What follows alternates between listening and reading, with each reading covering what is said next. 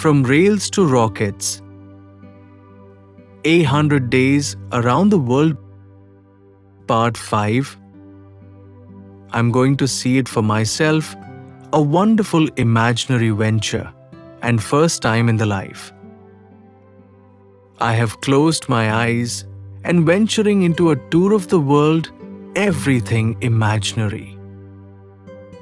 This is a journey of the mind, body, and soul, 100-day pilgrimage across continents, oceans, cultures, and frontiers of science and technology. Author Shri Rajeev Shantalam Thatte. Day 73, Kandy, Sri Lanka.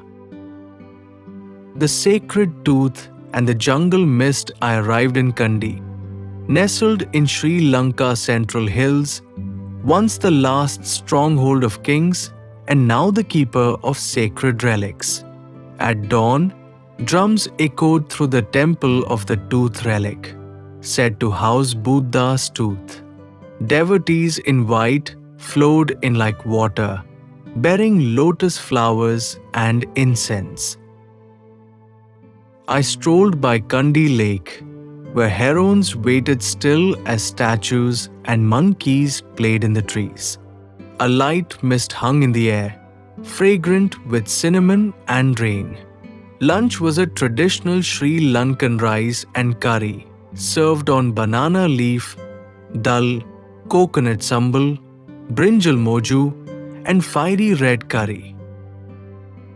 A feast of balance and heat. In the afternoon, I visited the Royal Botanical Gardens at Pardenia, where giant bats hung like cloaks from the trees and orchids bloomed in shy perfection. Evening brought a cultural dance show, Kandyan drums, peacock feathers, and firewalking, raw and powerful. Day 73 was mystic and deep, like a whisper from an old soul. Day 74, Gale. Where oceans remember next, I headed south to the coastal fortress city of Gale, where colonial walls meet tropical seas. Walking the Gale fort at Sunrise, I felt centuries of wind and salt on the ramparts built by Portuguese, strengthened by Dutch, and preserved by Sri Lankans. Inside, art cafes, antique stores, and a lighthouse looking out toward India. I explored the Maritime Museum, listened to tales of shipwrecks, and watched fishermen balancing on stilts along the shore, a practice passed down like prayer. Lunch was fresh crab curry and coconut roti, enjoyed in a shaded courtyard overlooking the Indian Ocean. As the sun sunk, I watched children fly kites while waves crashed on ancient stones. A quiet peace washed over everything. Day 74 was where land and sea, memory and moment met and bowed to each other. Day 75, Male, Maldives. Floating dreams, a short flight brought me to the Maldives. A necklace of coral islands lost in the blue. My destination, Male, the tiny, buzzing capital surrounded by infinite ocean. The island was compact and alive. Mosques, markets, motorbikes, and an undercurrent of calm. I visited the Grand Friday Mosque, a gleaming symbol of peace and simplicity. At the Male Fish Market, I watched tuna boats unload the day's catch, their colors gleaming in the sun. Fishermen laughed and negotiated in Dhivehi. Tourists wide-eyed at the scene. Lunch was Maz Huni, shredded smoked tuna with coconut and onion, served with roshi flatbread and strong black tea. In the afternoon, I took a speedboat to a quiet resort island where I snorkeled among coral gardens and schools of parrotfish. The silence beneath the water felt ancient. That night, lying in an overwater villa under a sky blanketed in stars, I thought, this must be what floating in a dream feels like. Day 75 was weightless, beauty distilled to its purest form. Day 76, Muscat, Oman. The frankincense coast my journey brought me to Muscat, Oman, a city that balances tradition with serenity. Whitewashed buildings hugged the coastline, backed by rugged mountains under an umber sky. First stop, the Sultan Qaboos Grand Mosque, pristine marble, gilded chandeliers. And the world's second largest hand-woven carpet, a place of silence and staggering grace. Next, I wandered the Mutra Souk, where frankincense smoke curled into the air. Brass lamps, silver khanjars, daggers, and vibrant pashmina scarves spilled from every corner. Lunch was a warm shubha, lamb slow-cooked in banana leaves, served with saffron rice and dates, aromatic and unforgettable. In the evening, I took a boat into the Gulf of Oman. The sunset painted the water in gold and crimson, and dolphins danced near the bow. Day 76 was a fragrance of incense, sea, and history. Day 77, Dubai, UAE. Tomorrow's mirage, a short flight later, I stepped into the marvel that is Dubai, a desert-turned dream. My day began atop the Burj Khalifa, the world's tallest tower. From the observation deck, I gazed down at the city's glass and steel marvels, rising from the sand like mirages. Next stop, the Dubai Museum, nestled in the Al Fahidi Fort, tracing the city's rise from fishing village to global icon. Then on to the old Bastakia Quarter, where wine towers and art galleries whispered of a quieter past. Lunch was at a high-rise restaurant with a rotating view, grilled hammer, date chutney, and saffron ice cream. Later, I wandered the Dubai Mall, complete with an aquarium, waterfall, and skating rink, then drove out to the dunes for an evening desert safari. Camel rides, falcon shows, and a belly dance beneath a billion stars. Day 77 felt like riding the edge of the future, yet grounded in eternal desert soul. Day 78, Petra, Jordan. City of Rose and time. Next to Jordan, where I arrived in Petra, one of the new 7 wonders of the world, a city carved in stone, glowing with mystery. The morning trek through the Sikh, a narrow sandstone gorge, was awful. When I emerged before the treasury, Al-Khazne, its rosy facade towering before me, I stood breathless.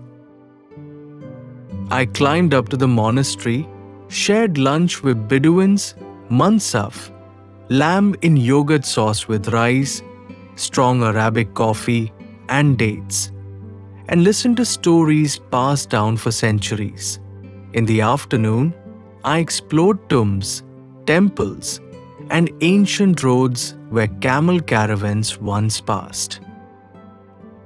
The silence was sacred. At dusk, Petra lit up with candlelight. Over 1,000 lanterns shimmered along the Sikh, and traditional flute music echoed off the walls. Day 78 felt timeless, as though I had touched a forgotten part of the world's heart.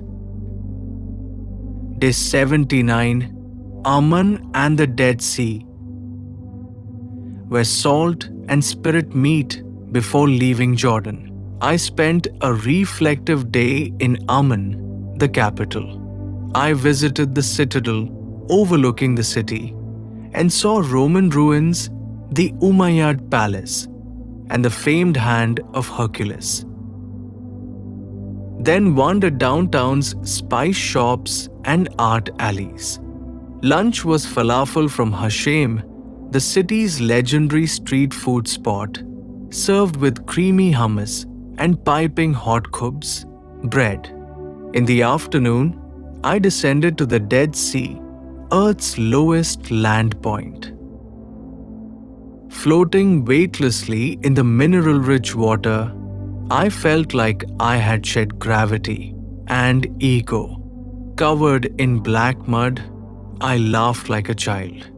The air, dry and hot, smelled of ancient salts and healing. Day 79 was both grounding and elevating, a baptism in mineral and memory. Day 80, setting sail from Aqaba to Alexandria, I boarded a modest cruise vessel from Aqaba, Jordan's Red Sea port, bound for the Mediterranean via the Suez Canal. As the ship glided north, I watched desert cliffs give way to blue infinity. We passed coral reefs, distant oil rigs, and merchant vessels from every corner of the world. Crossing the Suez Canal was surreal, a man-made artery cutting Egypt in two, with tankers like floating cities on either side. Villages lined the banks, children waving, farmers riding donkeys, prayer calls drifting in the warm air. By evening, we docked in Alexandria, Egypt, city of Cleopatra, lighthouse dreams, and libraries reborn. Day 81, Alexandria. Of pharaohs and philosophers in Alexandria, I traced history's footsteps, from Pompey's pillar to the serene Kate-based citadel, built on the site of the ancient lighthouse of Pharos. The new Bibliotheca Alexandrina was a marvel, a tribute to the lost library that once held the world's wisdom. Inside, manuscripts, digital archives, and a dome of thought. Lunch was on the corniche, grilled sea bream, tahini, pickled lemons, and baldi bread with olive oil. In the afternoon, I visited Montazah Palace Gardens, where palms swayed over Mediterranean waves and silence felt sacred. At night, I stood at the harbor where Caesar's ships once docked, listening to sea wind whisper stories no book could ever hold. Day 82, at sea, between continents and dreams, we left Alexandria behind, sailing west under a sky dusted with stars. This was a day of stillness. The ship cut through the Mediterranean, past invisible borders. To the north, Europe. To the south, Africa. Above, only sky. I spent hours on the deck, reading, journaling, and letting my thoughts drift. The crew shared sea tales, storms, stars, love left in ports. At lunch, I shared a meal with travelers from Spain, Turkey, and Tunisia. We exchanged stories over paella, olives, and dates. Language didn't matter. Smiles did.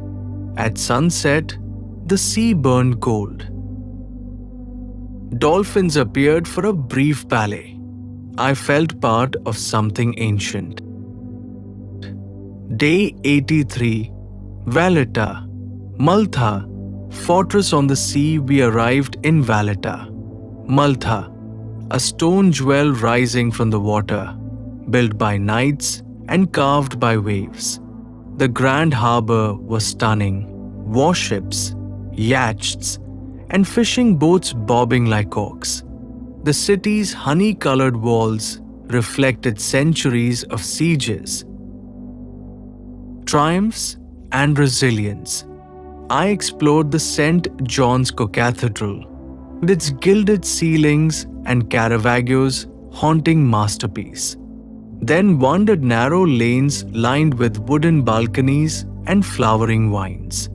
Lunch was rabbit stew, crusty bread, and local wine, Malta's warmth in every bite.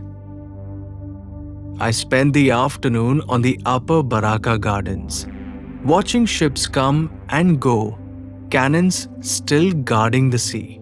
Day 83 felt carved in stone, strong, enduring, and sun-blessed. Day 84, sailing towards Sicily. A wind through history. The next leg took us towards Sicily, Italy's volcanic island of myth and fire. The wind picked up, playful and warm. The crew hoisted the Maltese cross flag alongside the Italian tricolor. We passed remote islands, sea caves, and sunbathed fishing villages. Seagulls chased us like spirits of old sailors. On board, I learned to play backgammon from an old Tunisian chef and watched an Italian violinist perform as the horizon blushed pink. Night fell as Etna's silhouette appeared on the horizon, still breathing smoke, ancient and alive. Day 85, Palermo to Rome. The Baroque and the Eternal. We disembarked in Palermo, Sicily, a crossroads of Arab, Norman, and Romanesque wonder. I strolled through the Palatine Chapel, where golden mosaics shimmered like the inside of a jewel box. From there, I boarded a high-speed train to Rome. In the Eternal City, history lay scattered like marbles from a god's pouch. I walked the Forum, stood beneath the Colosseum's arches, and threw a coin in the Trevi fountain, promising my return. Dinner was unforgettable. Cascio e pepe, crisp Roman artichokes, tiramisu, and a glass of red from Lazio. Simple, sublime. Rome isn't just a place, it's a pulse. Day 86, Florence. Renaissance reborn. The journey continued to Florence, cradle of the Renaissance. In the Uffizi Gallery, I stood before Botticelli's Birth of Venus and Da Vinci's early works. Upstairs, the Duomo's dome called like a heartbeat over the terracotta rooftops. At sunset, I crossed the Ponte Vecchio, where goldsmiths still work beside the Arno River. Dinner was a celebration. Bistecca alla Fiorentina, wild mushrooms, and Chianti aged in Tuscan cellars. Art on the plate. Day 87, Venice. A floating poem. A misty morning took me to Venice, city of canals, masks, and memories. I arrived by Vaporetto, passing under Rialto Bridge to St. Mark's Basilica, where east and west kiss in domes and mosaics. I lost myself in alleys where every turn was a new painting. Laundry flapping above, gondolas below, and cafes tucked into time. Lunch was squid in risotto, cecchetti, and a spritz by the Grand Canal. Venice doesn't speak. It whispers in water and light. Day 88, Athens. Cradle of thought. A short flight later, I landed in Athens, Greece, where reason was born and democracy first drew breath. Climbing the Acropolis, I stood beneath the Parthenon, its columns chipped but proud, like time-worn teeth of civilization. The wind carried echoes of Plato, Pericles, and the theatre of Dionysus. At the Acropolis Museum, glass floors revealed ancient ruins beneath our feet. Then came souvlaki, dolmades, and thick Greek yogurt under a fig tree. That night, music filled a hilltop taverna, bouzouki, clapping, laughter. Athens lives in layers. Day 89, Santorini. White, blue, infinite from Athens, a ferry ride to Santorini, where whitewashed homes clung to volcanic cliffs like pearls on obsidian. I walked the caldera ridge from Fira to Oia, each curve revealing blue domes, churches, and sapphire seas below. Lunch overlooked the crater, grilled octopus, tomato keftids, and Asatico wine. Sunlight on water, heaven on earth. At sunset, the island paused as gold and rose poured across sky and sea. Applause broke the silence. Santorini is not real. It's a shared dream we visit awake. Day 90, Paris. Where art breathes and love writes finally, I flew into Paris. City of lights, letters, and longings. At the Louvre, I saw the Mona Lisa smile. Not just for me, but for the world. Then walked the Tuileries, passed under the Arc de Triomphe, and climbed the Eiffel Tower, where all of Paris blinked like a universe of memories. Lunch was beneath Sacré-Cœur, where accordion music floated through Montmartre. Croque monsieur, red wine, tarte au citron, joy on a plate. I ended the day on the Seine, watching the city reflect itself in water, timeless and young. Day 91, Assisi, Italy. The whisper of Saint Francis from the bustle of Paris, I journeyed by train through Umbrian hills to Assisi, a medieval town built of pale pink stone and eternal peace. Here, Saint Francis walked barefoot, preached to birds, and gave up wealth for simplicity. I visited the Basilica of Saint Francis with Giotto's frescoes, each brushstroke radiating humility and light. Silence reigned in the hermitage of the Carcery, a forested retreat in the hills where birdsong and rustling leaves were the only sermons. Dinner was a simple monastic plate. Lentils, bread, and olive oil made holy by intention. At sunset, I sat alone on a stone bench outside the walls of Assisi. Bells tolled. The valley turned golden. I felt weightless. Day 92, Lourdes, France. Where faith fills water next, I crossed into Lourdes, nestled in the Pyrenees, where millions come for miracles. The sanctuary of Our Lady of Lourdes was radiant with candles, wheelchairs, and whispered prayers. People came not only to be healed, but to believe. I walked the way of the cross through a wooded hill, carrying not burdens, but the stories of people I'd met, hopes, pains, kindnesses. At the grotto of Marsibil, I dipped my hands into the spring. The water was cold, but the air felt like grace. Lord's is not just a Catholic shrine. It is a place of trust where faith is visible and healing wears many forms. Day 93, Glastonbury, England, of legends and ley lines crossing the channel into southern England, I arrived in Glastonbury, a place wrapped in mist and myth where Christian, Celtic, and pagan roots entwine.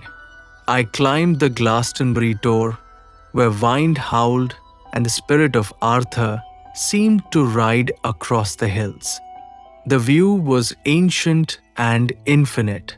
At the Chalice Well, red-tinged water flowed quietly, believed by some to hold the Holy Grail, by others to be the heart of Earth's energy. I sat under the yew trees near the Abbey ruins, where monks once sang, and legends say Joseph of Arimathea brought the blood of Christ. Glastonbury is sacred, not because it is proven, but because it invites belief. It asks questions, not for answers, but for awe. Day 94, a day of silence. Inward journey, no movement today. No town, no tour.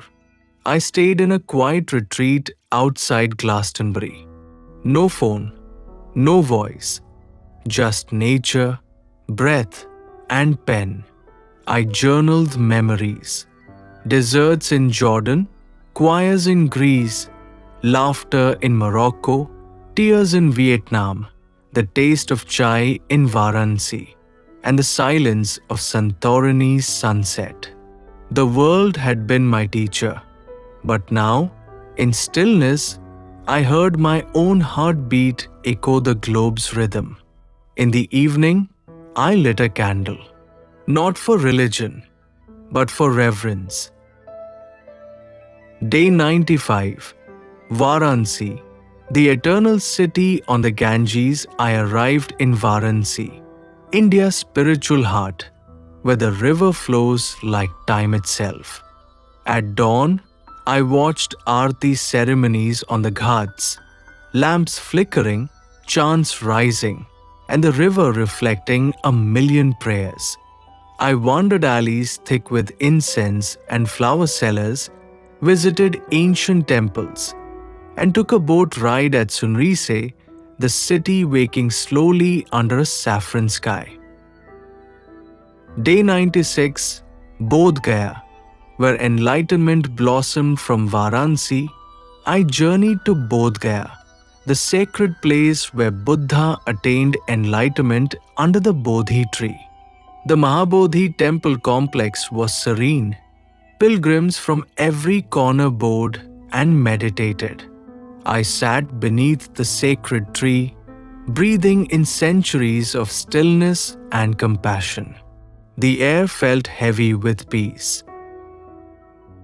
Day 97, Khajuraho, sculptures in stone next. I traveled to Khajuraho, where temples adorned with intricate, sometimes playful sculptures stand as poetry carved in stone. Walking among the sandstone temples, I marveled at the artistry and boldness of medieval India's creativity, a testament to life's sacred and sensual dance. Day 98, Jaipur, the Pink City. I arrived in Jaipur, Rajasthan's vibrant capital, famed for its pink sandstone palaces and bustling bazaars. I explored the Amba Fort, rode an elephant up the hill, and wandered the city palace with its blend of Rajput and Mughal styles. Evening was spent sipping masala chai in the lively markets, surrounded by colorful textiles, spices, and the sounds of street musicians. Day 99, Aurangabad, gateways to the Ajanta and Ellora caves from Jaipur. I flew to Aurangabad, gateway to the ancient Ajanta and Ellora caves, masterpieces of Buddhist, Hindu, and Jain rock-cut architecture. I walked through caves adorned with centuries-old murals and sculptures, marveling at human devotion and artistic genius carved out of solid rock. Day 100. Mumbai. The city of dreams, the final day, brought me to Mumbai, India's bustling metropolis, a city of contrasts, energy, and endless stories. I visited the Gateway of India, stood beneath the Gothic arches of Chhatrapati Shivaji Terminus, and wandered the vibrant streets of Kolaba and Kalaghoda. The day ended at Marine Drive, watching the Arabian Sea glitter as the city lights shimmered, a perfect ending to 100 days of journeys, discoveries, and inner growth. From rails to rockets, 100 days around the world. I'm going to see it for myself, a wonderful imaginary venture and first time in the life. I have closed my eyes and venturing into a tour of the world, everything imaginary. This is a journey of the mind, body, and soul. 100-day pilgrimage across continents, oceans, cultures, and frontiers of science and technology. Author Shri Rajeev Shantalam Thatte.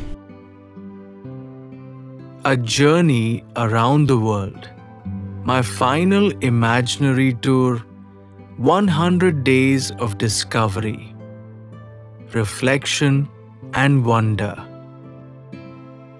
On 1st January 2030, I embarked on what would become my last imaginary journey around the world, a 100-day odyssey that spanned continents, cultures, landscapes, and histories.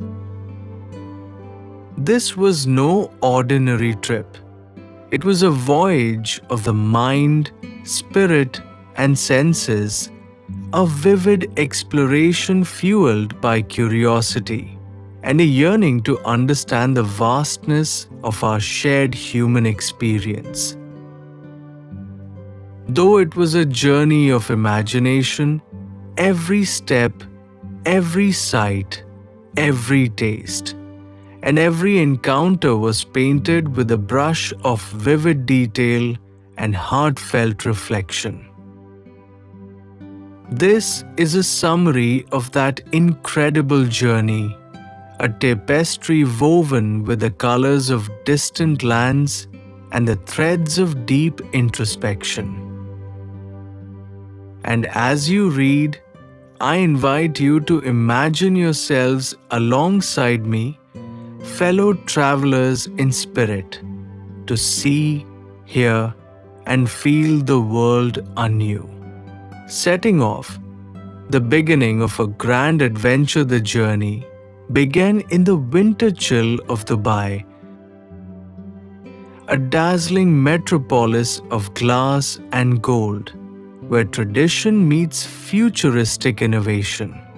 From the soaring Burj Khalifa to the bustling souks filled with spices and silk, it was a reminder of how human ambition and heritage can coexist. Crossing the Arabian Peninsula, I explored the historic deserts of Oman, the ancient ruins of Jordan, and the vibrant life of Amman.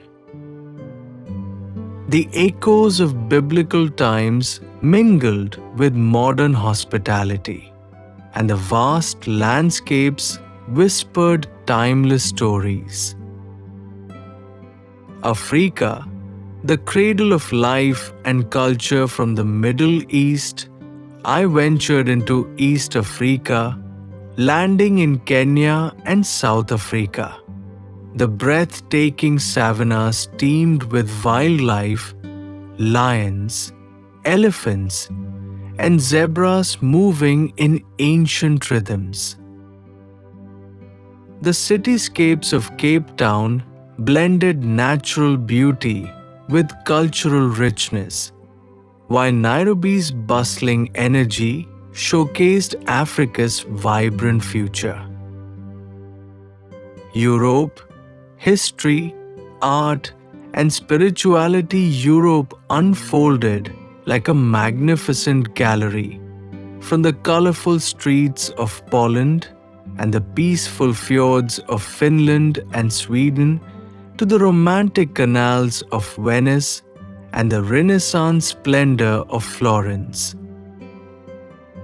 In Italy, I walked the paths of saints and artists, from Assisi's peaceful monasteries to Rome's ancient forums. France offered culinary delights and the charm of Paris, where every corner hums with history and love. A spiritual pause brought me to Lourdes in France and Glastonbury in England, places where faith transcends doctrine and invites personal reflection. These moments of silence and reverence were as vital as the city's grand monuments. Asia, the pulse of tradition and change crossing back east, I entered the heart of India, a land of contrasts, colors, and profound spirituality.